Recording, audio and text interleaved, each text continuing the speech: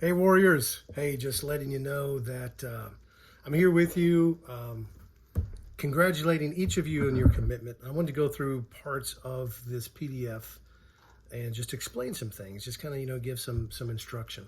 You start off, this is a 100-day challenge, which is meant to be done at first with a 10-day cleanse, which is a part that I'm on, doing a lot of fasting, just with water, having a few salad meals. And so just keep in mind, if you're doing that, your energy levels will be low. You may want to temper exercise just for these first 10 days.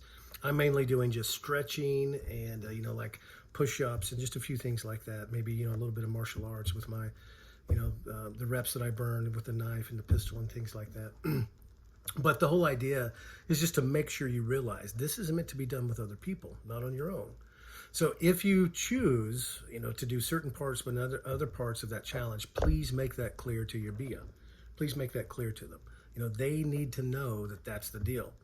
If you haven't already been contacting your BIA or CIA, make sure that you do. The readiness formula. This is another thing that I don't explain in the PDF itself. This is something that we use when we train SEALs, and it's a part of their core language. When you ask someone, hey, are you ready? You don't want us to hear, I was born ready, even though that's a great attitude. This is really an assessment. And so when you ask a SEAL, ask another SEAL, are you ready? They want to have a real conversation with three things. And this is like a triangle. The top point or the tip of the spear is mission, always mission. You need to do a mission assessment and understand your real reasons why this is so important. Why is this? And this is where we'll get more into the idea of the pleasure principle and the pain principle. Making sure you understand all of the great things that you'll get if you do, visualize those, and then all the things that you'll lose, the pain that you must experience, not only in the delivering of the mission, but what will happen if you don't follow through, if you don't keep your commitments. Exaggerate those things, imagine those things. Let me give you a little example. I've been doing martial arts since I was, officially 12 years old. And before that, I watched a lot of Kung Fu theater and made nunchucks out of broomsticks. And oh man, lots of stories. My cousins and I used to actually, full disclosure, I lived in Indiana in a small town. And we used to roam the streets looking for brooms on people's porches. And we'd steal their brooms and we'd cut them up and we'd put screw eyes in them and some chain and beat ourselves up with nunchucks. Well, I was a very poor family, and I finally got to where I could afford to take martial arts lessons. And I had to mow yards and, deliver papers and do all kinds of stuff to afford it. So I began training when I was about 12. And with that, I've loved martial arts all of my life. And as lately, I've had so many other things to do with all the companies that I run and all the great stuff that I have, been blessed with in my life, that honestly, I just wasn't training. So I began to think of the pleasure principle. I began to think, okay, what are the great things that I'll get? How can I juice this up? How can I make this cool? How can I meet my needs? And if you remember the 6 human needs, this is, you want to be able to meet as many of those needs as possible. So I thought, okay, I'm going to create a plan and I'm going to come up with all those great reasons why I need to train. All the cool things that I can do to try to, liven up and re-spark all of those reasons for me to train. I did that.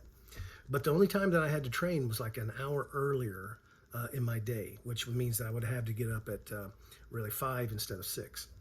And that's my favorite hour of sleep. Sometimes it's hard for me to go to sleep and to make that happen, to put myself to sleep. And so, that's my best hour of sleep. Plus, it was going to interrupt my rituals. And so I had a lot of momentum going in another direction. So I had to really dig deep. But you know what? Honestly, even though I made those plans, remembered all those great reasons to take myself to the next level to train, it wasn't enough. So I thought, I know what I'll do. I'll start training with my son. Yeah, that'll do it. And I love my son. He's a big kid. He lives with his mom, and his mom's not about nutrition and stuff. And so, he's really overweight. And that pains me too, to see that in him. So I thought, man, you know what I'll do? I'll train with my son. This will be good for him. This will be good for me. It'll be awesome. You know what? It still wasn't enough. 5 o'clock would roll around. I'm like, hey, son, come on, let's get up. Dad, it's too early. Okay. All it took was a little resistance, and I was done. So I thought, what I'll do is I'll hire this UFC guy that I coach. I said, and he'll come over. He'll teach us privates. Nathan knows him, Bryce Mitchell. And that'll be enough. This will be cool. This will be a cool factor I can add to this. And, he's really good. He'll teach me a lot of awesome stuff. Jiu-jitsu, which isn't my forte. And, let him tie me up in a pretzel and kick my ass. I'm like, yeah, this will get me going. But it still wasn't enough. There was still resistance, even though sometimes Bryce is like, hey, we train in the morning. Well, and man, honestly, full disclosure, I just wasn't, holding up with integrity to that commitment. So I thought, man, I got to go to battle. I've got to go to war. I have to develop the pain principle here to take myself to the next level. And so I began to imagine, especially my son, being attacked, kind of like old Western movie style, being attacked by a group of thugs surrounding him in a parking lot. And he wasn't he wasn't physically fit enough, he didn't have the skill sets enough to defend himself. So I saw it, it's just like an emotional flood exercise like Tony Robbins does in UPW with the Dickens process. I slowed it down and I saw a guy come up and just elbow, boom, right in the mouth. I see him go forward, another guy hit him with a bottle in the back of the head. In a slow motion, I see my son hit the parking lot, his head hits, and he comes up and another guy boots him right in the teeth, and I see his teeth fly out and cry, and the blood, and I hear his scream, and then I played that over and over. I just would rewind it and hear it, and then I took it to the next level because that wasn't pain enough. I saw him being in the hospital, and I thought, all of this because I couldn't get my lazy ass out of bed, because I wouldn't get up a fucking hour earlier to train my son. In that moment, I stood up and I was like, hell no. I was in that moment, complete, total immersion into that flood. I tell you guys, I haven't missed a day. And I didn't just do that once. I do that every night before we train. Now we're training on Tuesdays and Thursdays with a guy named Rudy McLaughlin because Bryce got busy, but that didn't stop us. Right now we're training with another guy. And now I train him on my own, even if Rudy's not available. So this is the way that it goes. Guys, this is an example of what it means to make something a must. Tony used to say that to me a lot. Keith, you got to make this a must. I'm like, yeah, Tony, make it a must. But really, it didn't click what it meant. To make something a must, we must find the leverage, the pleasure principle and the pain principle. I like to think of these like a door hinge, like a hinge on a door. If you want to open up the door to possibilities, create a hinge. And then that pin right in the middle, that is the principal statement that you create, like an incantation. So my principal statement here is that we are warriors, we are hard to kill, I'm the leader. I keep that in my mind, and I know that it's a must, and I say that all the time. We are warriors, we are hard to kill, I am the leader. I decide that for my son and I. It's my job to teach him this, and I won't rest, I won't miss that. That's the pin that holds the pleasure and the pain principle together. Oh man, I just realized this video is over 7 minutes. I'll have to upload it on YouTube. Sorry about that. But this is the idea of the readiness formula. This is the mission, the tip of the spear. The next one is the self-assessment. This is where you really take an inventory. For instance, like a Navy SEAL, when they do a self-assessment, this is checking, do I have any bullet holes in me? This is, what's my cardiovascular? What's my training like? Do I have my ammo? Right? Do I have, the batteries in my light? Am I really acquainted with the mission enough and equipped, capable enough to pull this off? Am I prepared? Right? Am I ready? Have I done all the things that I need to do? That's why sometimes people go into something half-cocked and they're not ready. I'm like, yeah, let's do it, right? But no, they haven't prepared.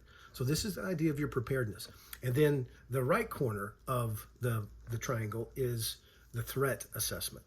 Right? Because when you've really acquainted with your mission, when you know that you're ready for that mission, then the threats can be taken care of.